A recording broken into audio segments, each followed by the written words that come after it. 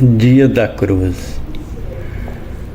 Do mais degradante instrumento de tortura, a cruz se transformou em objeto de culto de uma grande parcela da humanidade, porque em uma cruz dizem que foi pregado um judeu que o povo acredita ser o filho de Yahvé, Deus dos Hebreus. Cruz, do latim cruce, significa, segundo Aurélio, antigo instrumento de suplício constituído por dois madeiros, um atravessado no outro, em que se amarravam ou pregavam os condenados à morte. Segundo lemos no Velho Testamento, os hebreus tinham o costume de pendurar em um pau um executado considerado muito infame, Deuteronômio 21, versículos 22 e 23. Mas eram os romanos que pregavam em uma cruz, após outros tipos de humilhações e torturas, a pessoa que cometesse crime grave segundo o direito de Roma. Por volta do 7º século antes do início da era cristã, um profeta havia dito que em Belém nasceria um indivíduo escolhido por Yahvé que destronaria a Assíria e assumiria o domínio mundial. Apesar de não se ter cumprido a predição, os judeus continuaram esperando que um dia esse Messias ungido iria existir e dar o mundo aos adoradores de Yahvé. Nos dias do Império Romano, cerca de 7 séculos após os dias em que, segundo o profeta, deveria surgir o Messias, apareceram alguns dizendo-se o Messias e os romanos os executaram. Entre os que tentaram libertar os hebreus dos romanos, afirma-se que estava Yeshua, grego Iesus, latim Iesus, português Jesus. Embora não haja qualquer registro sobre ele, nos dizem que ele existiu. Segundo relatou um de seus próprios seguidores, ele entrou em Jerusalém disposto a reunir gente para libertar seu povo, o que não deu certo. Nos dias do Império Persa, um dos profetas hebreus havia dito: "Alegra-te muito, ó filho de Sião, exulta, ó filho de Jerusalém. Eis que vem a ti o teu rei. Ele é justo e traz a salvação. Ele é humilde e vem montado sobre um jumento, sobre um jumentinho, filho de jumenta. De Efraim exterminarei os carros, e de Jerusalém os cavalos, e o arco de guerra será destruído, e ele anunciará paz às nações.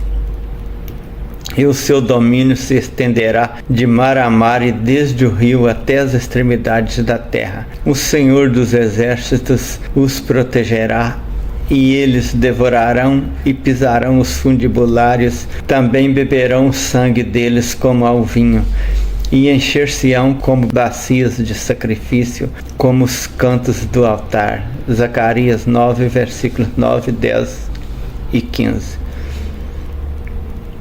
Conhecedor da profecia, Yeshua teria procurado mostrar ao povo que seria ele o ungido predito por Zacarias. Quando se aproximaram de Jerusalém e chegaram a Betfagé, ao Monte das Oliveiras, enviou Jesus 2 discípulos, dizendo-lhes: "Ide à aldeia que está defronte de vós, e logo encontrareis uma jumenta presa e um jumentinho com ela.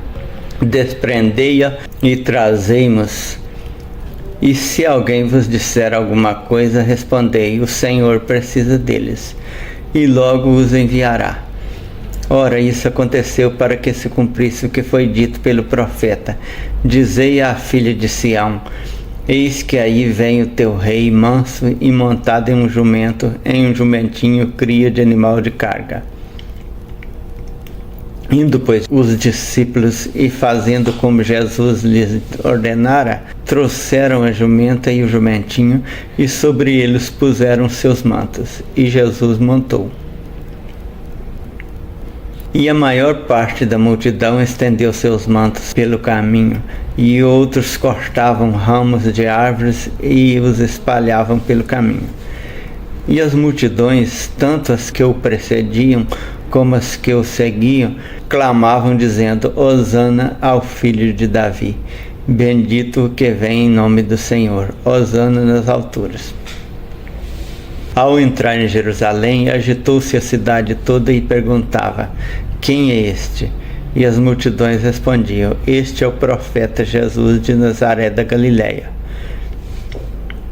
Então Jesus entrou no templo, expulsou todos os que ali vendiam e compravam e derribou as mesas dos cambistas e as cadeiras dos que vendiam pombas e disse-lhes: está escrito, a minha casa será chamada casa de oração, e vós, porém, a fazeis covil de salteadores. Mateus 21, versículos 1 a 13.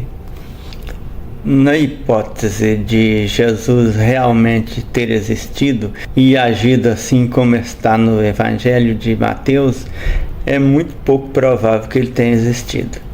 Ele deve ter planejado uma revolta para a libertação de seu povo, mas não obtido apoio suficiente para combater Roma, e os romanos deram fim à sua vida. Diante da completa ausência de referência dos escritores da época a esse Jesus e ao cristianismo, alguns estudiosos estão chegando à conclusão de que os romanos é quem inventaram essa história para colocar o mundo contra os judeus, o que deu muito certo. Como os evangelhos dizem que Jesus foi executado numa cruz e ressuscitou no terceiro dia, fato a que nenhum escritor da época fez referência, uma informação dessa no século seguinte não teria muita dificuldade para ganhar status de verdade entre uma população quase totalmente analfabeta. Uma promessa de vida eterna aliada a uma ameaça de uma tortura eterna para os que não crescem trouxeram grandes resultados, e a nova religião dominou o mundo. Assim, o instrumento de tortura passou estranhamente a ser objeto de culto e o símbolo do cristianismo.